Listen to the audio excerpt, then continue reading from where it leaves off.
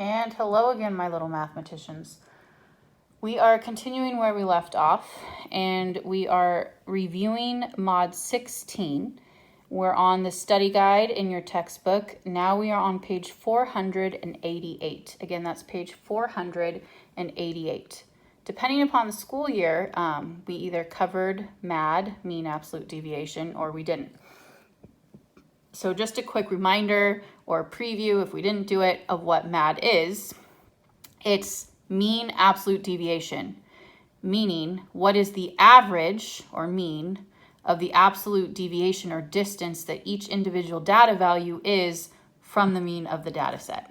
Okay, so it says for this specific problem on page 48, example 3, we're going to look at the numbers from example 2. So from example 2, we have this data set.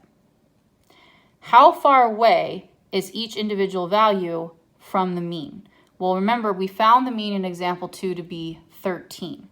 So how far away is 9 from 13? It's 4 away. And the 9 happened again, so 4 away.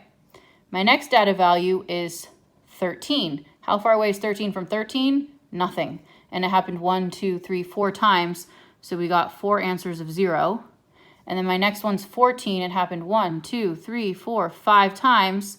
And 14 is only 1 away from the mean of 13. So you put 1 5 times. And then my next data value is 16. How far is 16 from the mean of 13? 3. So these numbers represent how far was each individual data value from the overall mean of the data set. And then you find the mean of those distances.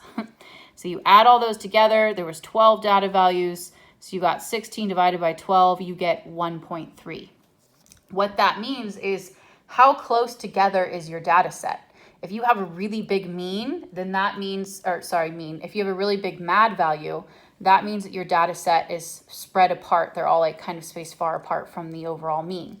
If it's a small MAD value, then it's grouped pretty close together.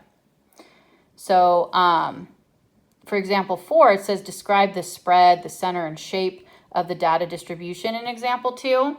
So we could say most of the data is clustered around the values of 13 and 14. So right here, you can see the vast majority of it is right here. And so if there's a big group of something, sometimes we'll use the word clustered and what it's around.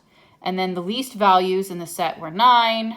The greatest value was 16. And they said it wasn't symmetrical. What they mean by not symmetrical is this is a symmetrical graph. See how it's like here's the center, and then on either side there's 3. And then there's on either side of that is 2. And then on either side of that is 1. It's kind of what's known as a bell curve, because if you go like this and kind of trace it, it looks like, I think, a hill, but they call it a bell. So it's called a bell curve. And it's evenly distributed from your center on either side. That's what's called a symmetrical graph. If it doesn't look like that, then it's not symmetrical. And sometimes it could be skewed one way or the other. And you could also describe, oh, there's peaks at 13 and 14. Okay, all those are terminology that you could use to describe your data set.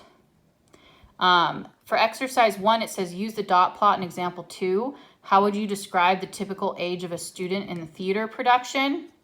Well, what would you answer that question? Okay.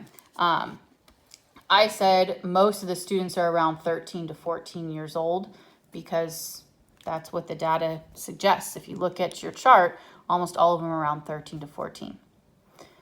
All right, congratulations on remembering how to find the MAD value of something.